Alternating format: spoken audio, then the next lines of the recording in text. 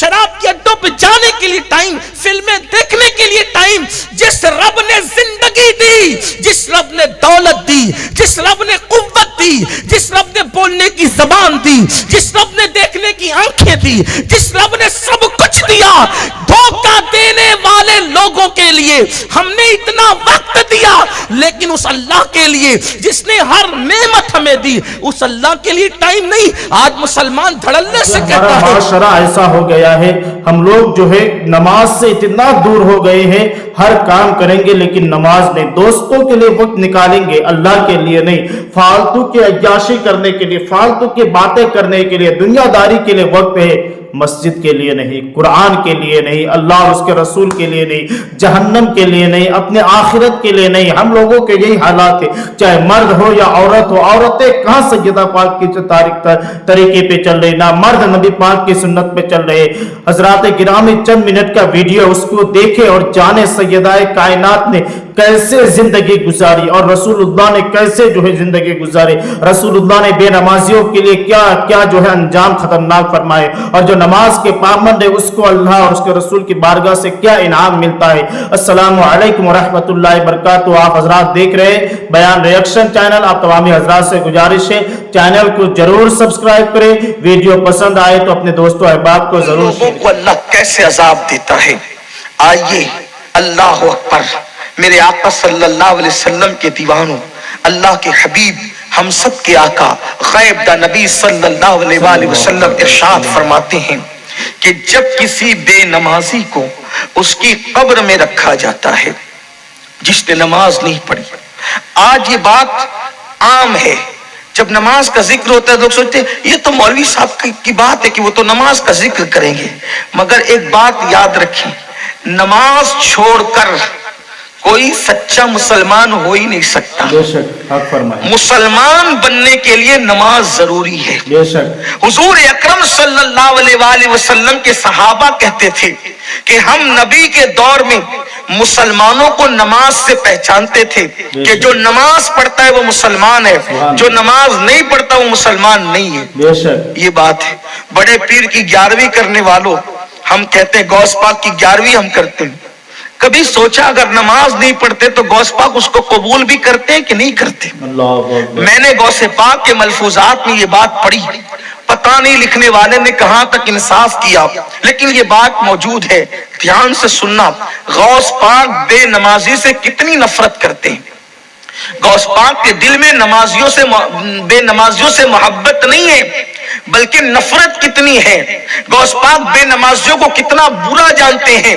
سرکار غوث العالم دستگیر پیران پیر کا فرمان ہے، فرماتے ہیں اگر تم رستہ چل رہے ہو، رستے سے آ رہے ہو اور تمہارے پاس راستے میں ایک کتا گندگی میں بھرا ہوا آ رہا ہے اور ایک بے نمازی آ رہا ہے، اب تمہیں دونوں کے بیچ سے گزرنا ہے.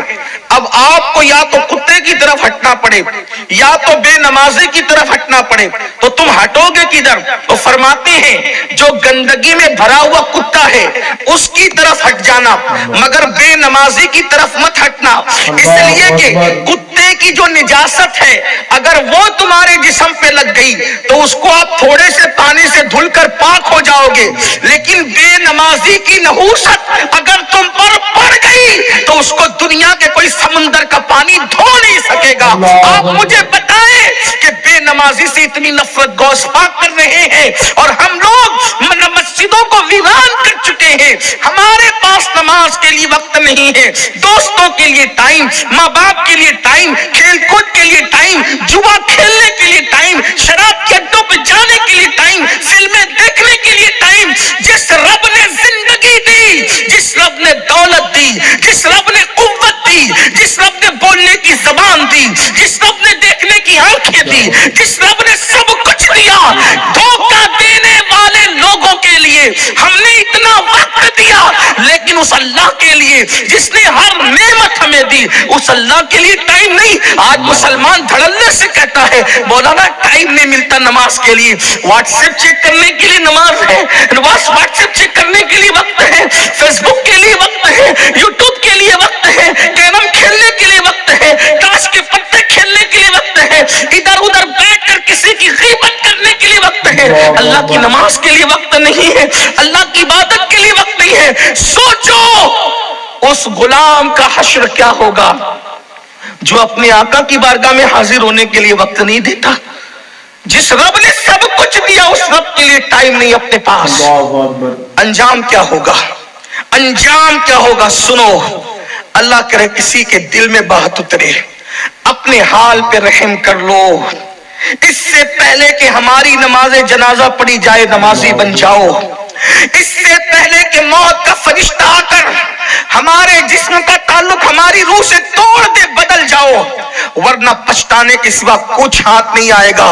یہ بڑے بڑے مکانات, یہ بڑی بڑی کاریں, یہ بڑا بڑا بینک بیلنس, یہ بڑی بڑی جائیداد, یہ کھیتیاں سب یہی رہے گی. کفن میں کچھ نہیں لے جانا ہے اعمال کے سوا. جو کفن میں لے جانا ہے اس کے لیے ٹائم نہیں, جو یہاں پڑی رہ جانا ہے اس کے لیے رات دن محنت. جھوٹ بول بول کے مال کما رہے ہیں, ناپ تول میں کمیاں کر رہے ہیں, لاٹریاں کھیل رہے ہیں, جوا کھیل رہے ہیں, سود کھا رہے ہیں. جو سب چھوڑ کر جانا ہے اس کے لیے رات دن محنت, جو قبر میں لے جانا ہے اس کے لیے کوئی محنت نہیں. تو اپنے سچے نبی نے فرمایا, میری ماں اور بہنوں کی بھی خاص توجہ, یہ بات صرف مردوں کے لیے نہیں ہے, یہ عورتوں کے لیے, ہر انسان کے لیے ہے. میرے آقا فرماتے صلی اللہ علیہ وآلہ وسلم کہ جب بے نمازی کو اس کی قبر میں رکھا جاتا ہے تو 99 سانپ, 90 پر 9, 99 سانپ اس کی قبر میں ڈال دیے جاتے ہیں اللہ کی طرف سے. 99 سانپ, یہ کوئی کہانی قصہ نہیں, یہ کسی عام انسان کی بات نہیں, یہ اللہ کے رسول کا فرمان.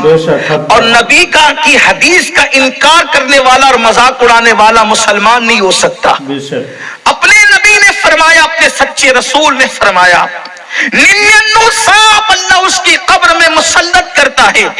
اور ان سانپ کی طاقت کا عالم کیا ہے؟ ارشاد فرمایا وہ جو 99 سانپ ہیں اس میں سے ایک ایک سانپ کی قوت کا حال یہ ہے کہ اگر وہ سانپ کسی پہاڑ پہ ڈنک مار دے تو پہاڑ ریزہ ریزہ ہو جائے. اگر وہ سانپ دنیا میں پھونک مارے, پھنکار دے, تو اس کی گرمی سے سارے انسان مر جائے. ایک سانپ اتنی طاقت والا ہے.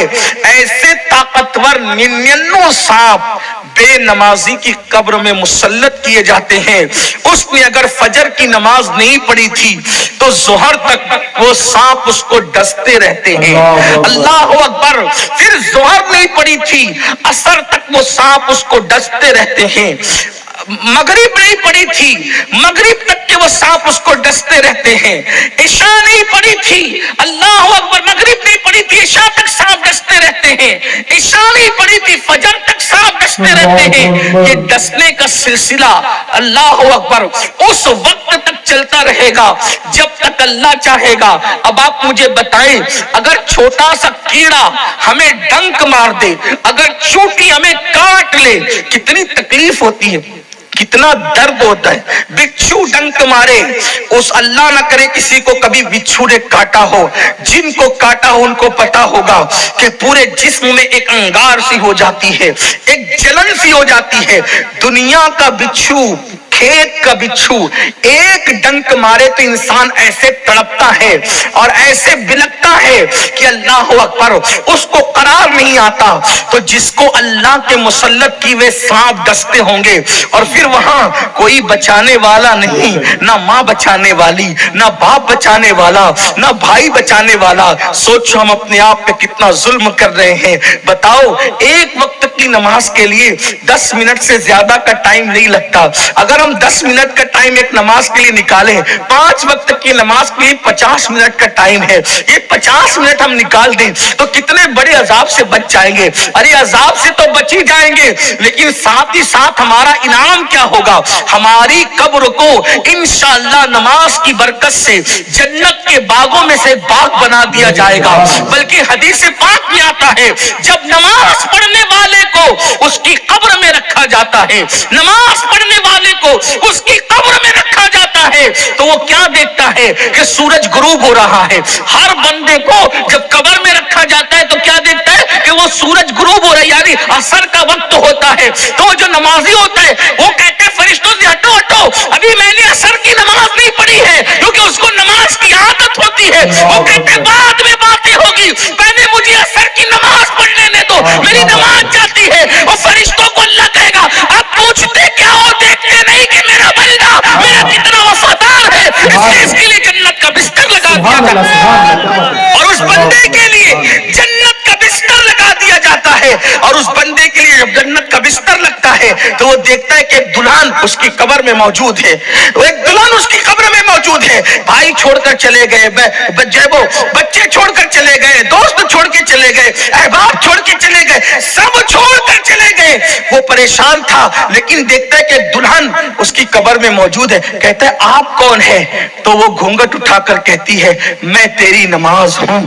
جب میرا وقت آتا تھا تو تو سب کو چھوڑ دیتا تھا, آج تجھے سب نے چھوڑ دیا ہے تو تیرا دل بہلانے کے لیے اللہ نے مجھے تیری قبر میں بھیجا ہے.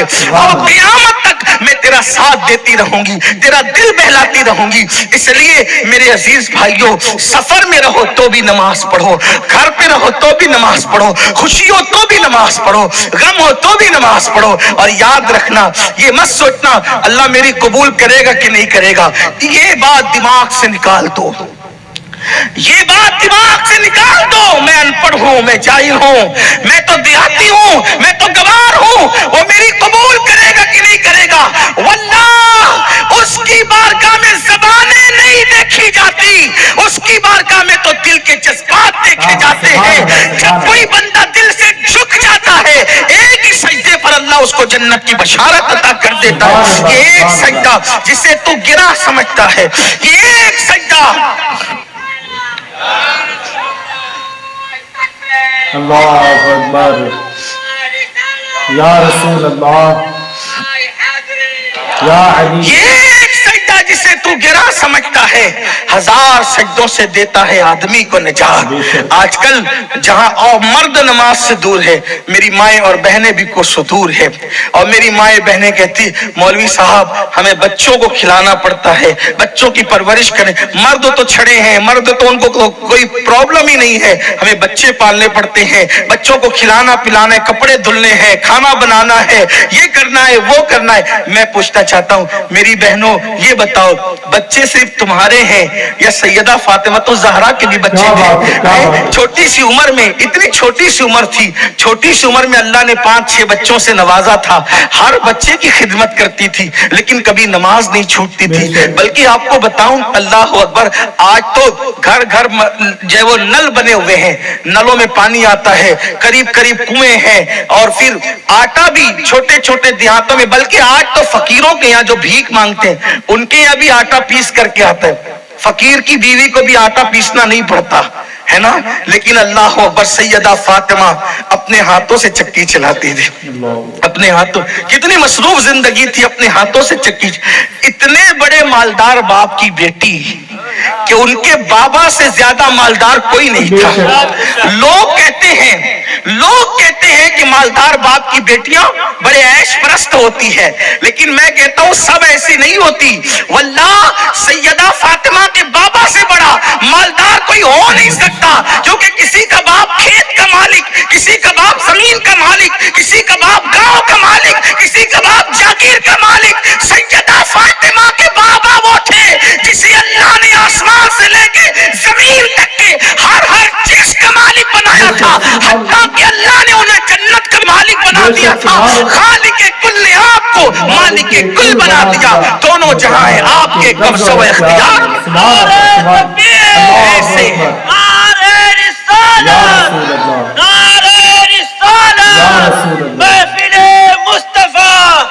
ایسے مالدار باپ کی بیٹی, ایسے مالدار باپ کی بیٹی, ایسے دولت مند باپ کی بیٹی, جس کے بارے میں میرے امام نے کہا آسما خان, زمین خان, زمانہ مہمان, صاحب خانہ, لقب किसका है, तेरा तेरा। जिसको भी भीख मिली उनके दर से मिली, जिसको भी जो नेमत मिली उसके दर से मिली। खल्क के हाकिम हो तुम, रिज्क के कासिम हो तुमसे मिला जो मिला तुम पे करोड़ों दुरूद। फरिश्ते जिसके दरवाजे पे दामन भरे, अंबिया जिसके दरवाजे पर नेमतें पाए, अल्लाह अकबर, वो मेरे नबी की चौखट है। अल्लाह अल्लाह, अंदाजा तो करें, इतने मालदार बाप की बेटी है, हाथ से चक्की चलाती। सरकार मौलाए कायनात फरमाते हैं, फातिमा को चक्की चलाते चलाते हाथों में गट्टे पड़ गए, हाथों में छाले पड़ गए थे, छाले गट्टे पड़ गए थे। और फरमाते हैं जब पानी भरकर अपनी पीठ पर मशकीजा रखकर लाती थी तो पानी पीठ पर रखकर लाने की वजह से पीठ पर मशकीजे के काले निशान पड़ गए थे। ये थी उनकी जिंदगी। और हाल क्या था, नमाज तो नमाज है, फर्ज तो फर्ज है, वाजिबात तो वाजिबात हैं, तहज्जुद हो या रात की इबादत हो। हालत ये थी कि जब इशा की नमाज के बाद नफिल नमाज शुरू करती, एक ही सजदे में पूरी रात गुजार देती, एक ही सजदे। और जब सुबह होती नमाज जल्दी से मुकम्मल करती, और सुबह होती तो कहती, अल्लाह तूने रात इतनी छोटी बनाई, इतनी छोटी तूने रात बनाई कि फातिमा दिल खोल के सजदा न कर सके। कोई रात ऐसी बड़ी दे दे कि फातिमा दिल खोलकर दिल के अरमानों के साथ सजदा कर ले। सैयदा फातिमा को इबादत के लिए रात छोटी पड़ती थी, और मेरी माओ और बहनों को फिल्में देखने के लिए और सीरियल देखने के लिए रात छोटी पड़ती है, रत जगहों में नाचने के लिए रात छोटी पड़ती है, बेपर्दा घूमने के लिए रात छोटी पड़ती है। आप गौर तो करें, हम जहन्नम खरीद रहे हैं। मौलाना सैयद अमीनुल कादरी साहब किबला ने हक फरमाया, सच फरमाया। और ये बात हक भी है कि सबसे पहले कयामत के दिन हमसे नमाज का हिसाब लिया जाएगा। उसमें पास हुए तो बाकी तमाम चीजों में पास हो जाएंगे, और नमाज में फेल हो गए तो रसूलुल्लाह ने फरमाया है बाकी तमाम चीजों में हम और भी ज्यादा फेल हो जाएंगे। तो हम लोगों को चाहिए कि नमाज की पाबंदी करें, नमाज किसी हालत में मत छोड़े, क्योंकि नमाज कभी किसी पर अल्लाह ताला ने माफ नहीं रखा है। नबी पाक सल्लल्लाहु अलैहि वसल्लम ने पूरी जिंदगी नमाज पढ़ा। उसके बाद जो हजरत इमाम हुसैन करबला के मैदान में अपने घर के 72 लाशों को उठाकर भी जो है हजरत इमाम हुसैन ने नमाज पढ़ा, सहाबा ने नमाज पढ़े, हजरत गौसे आजम ने नमाज पढ़ा, जितने भी अल्लाह वाले तमाम लोगों ने नमाज को अदा की, कभी इन्होंने नमाज नहीं छोड़ा। तो हम लोगों को भी चाहिए कि हम गुलाम सहाबा, गुलाम अहले बैत, गुलाम हुसैन, गुलाम नबी किसी भी हालत में किसी भी वक्त में नमाज को ना छोड़े। और इसी नमाज के बदौलत जो है अल्लाह ताला हम तमाम लोगों को सहाबा और या अल्लाह के फैजान से जो है माला माल करेगा, और उन्हीं के बरकत से अल्लाह ताला हमें जन्नत नसीब करेगा। अल्लाह ताला की बारगाह में दुआ है, अल्लाह ताला हम तमाम लोगों को कहने सुनने से ज्यादा उस पर अमल की तौफीक अता फरमाए।